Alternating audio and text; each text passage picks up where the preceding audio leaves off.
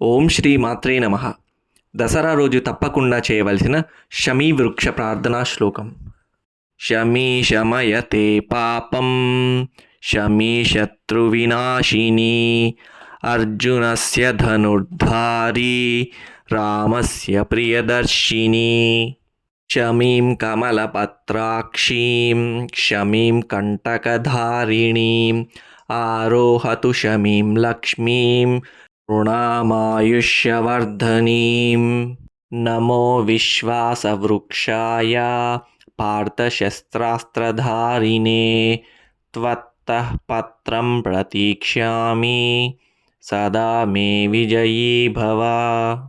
धर्मात्मा सत्यसन्धश्च रामो दाशरथिर्यदि पौरुषे च प्रतिद्वन्द्वश्च रैनं जहि रावणीम् अमङ्गलानां प्रशमीं दुष्कृतस्य च नाशिनीं दुःस्वप्नहारिणीं धन्यां प्रपद्येऽहं शमीं शुभाम्.